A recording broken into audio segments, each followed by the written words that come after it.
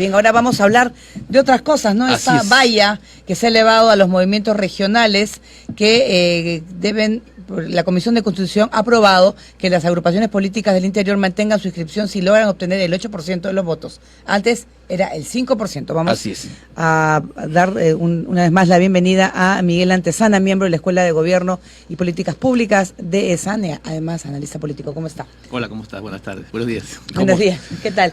Bueno, de esta valla pues eleva a los movimientos del interior. Sí, yo creo que aquí el gran argumento que se ha esgrimido, y en parte es cierto, es que lo que se trata de evitar es que los movimientos regionales se conviertan en vientres de alquiler para llegar al poder. Sobre todo porque además no son constituidos como una forma estable de hacer política, sino que muchos se agrupan, llegan a las elecciones e inclusive no participan en los procesos electorales. Entonces, si estamos hablando de más de 140, casi 150 agrupaciones regionales que no participan realmente en política, estamos frente a lo que se llaman los cascarones, los vientres de alquiler. Esta reforma trata de hacer eso, sin embargo también hay que ver con mucho cuidado, porque toca el tema de la no militancia todavía política. Se engrana con otra reforma que se ha estado tratando, y las personas todavía no participan en política. Y bajo el contexto actual es muy improbable que las personas ahora participen más activamente en política, cuando las organizaciones no brindan las condiciones para ser organizaciones que lleven una ideología y un planteamiento real. O sea, no quieren involucrarse, ¿por qué? ¿Qué pasa? O no quieren simplemente formar parte de una agrupación política que le dé estabilidad también. En este momento, en la actualidad, si preguntáramos a la gente por qué no participa en un partido político, es porque tiene la imagen de que el partido político es una organización o corrupta, o que simplemente se hace para llegar al poder, que tiene malos manejos, porque no hay una ideología, y todo eso es cierto. Los partidos políticos en este momento, insisto, no tienen un planteamiento real de propuesta hacia el país. No hay lo que se llamaría una ideología, una propuesta de gobierno. Simplemente es una agrupación que precisamente participa en una elección y que lleva a ciertas personas a cargos de poder, ya sea en el Congreso, alcaldías, gobernaciones. Entonces, ante esa realidad, por supuesto que la gente es apática y no quiere participar en partidos políticos.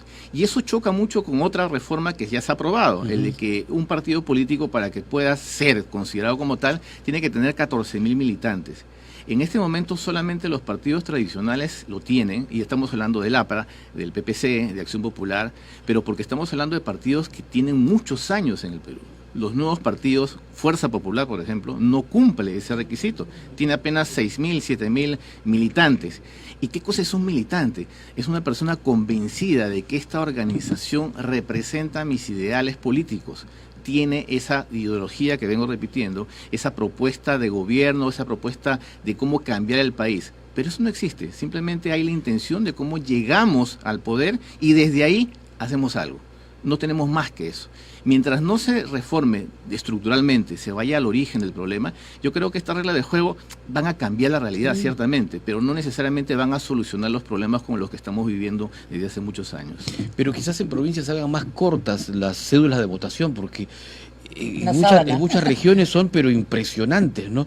Ahora, hay cacicazgos, que es lo que prima mucho en regiones como Arequipa, como en Puno, como en Cusco, y donde un candidato cada 4 o 5 años cambia de camiseta, celestes, verdes, guinda.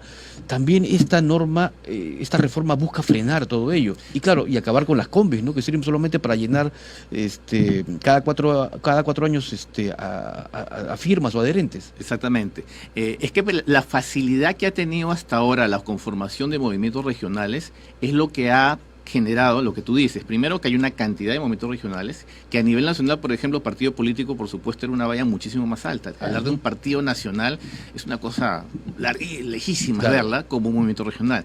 Y la facilidad de conformar estos movimientos regionales, entonces, gira en torno a la figura de una persona en particular, sobre todo en el interior del país, donde ahí va a depender mucho de qué tan visible sea esta persona y qué tanto se identifiquen con la persona. Ideología cero. O sea, exacto, volvemos al mismo problema. Claro. No hay ideología, no hay propuesta de gobierno, no hay un plan de país, no existe eso. Entonces simplemente el más conocido o el que ha estado más pendiente de la región, ya sea a cualquier tipo de circunstancia, es el que lo llevan al poder.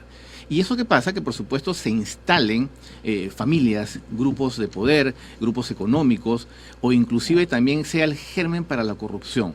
porque entonces yo ya conozco quién es el que estuvo en la gobernación anteriormente, ahora vamos a llevarlo nuevamente porque con él se hacen buenos negocios.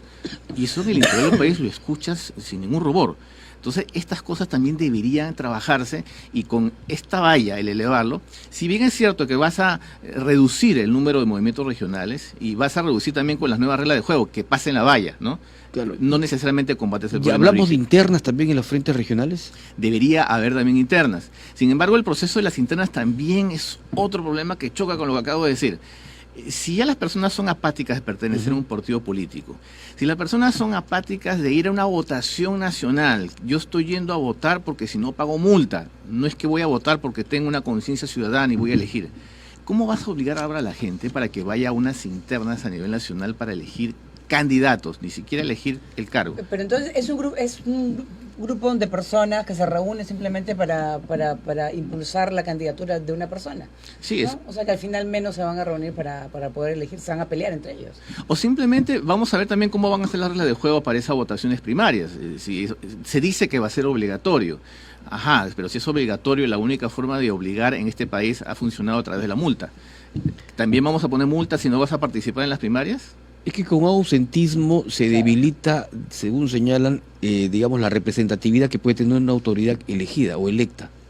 Eso es relativo, porque estamos hablando de un porcentaje de votos que ha logrado en un proceso de elección. Eso no significa que haya logrado un apoyo real, por lo mismo que venimos diciendo, porque no hay una propuesta. Votamos por simpatías, votamos por caras, no estamos votando en realidad por una propuesta de gobierno real. Entonces, eso yo creo que también no se ha visto. Debería ponerse en la reglamentación o en la ley electoral que haya una propuesta de gobierno, pero real, no un copy-paste que hasta ahora inclusive hemos visto, que son copias descaradas de programas de otros lados. Entonces, si no existe eso, estamos poniendo simplemente una cara bonita. Sí, y los partidos han hecho poco, ¿no? Miren la ley de financiamiento, no han utilizado la plata.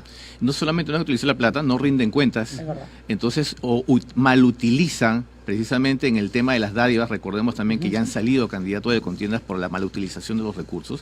Entonces, estos temas que también deberían verse y tratarse de fondo y reglamentar y normar, no se están viendo.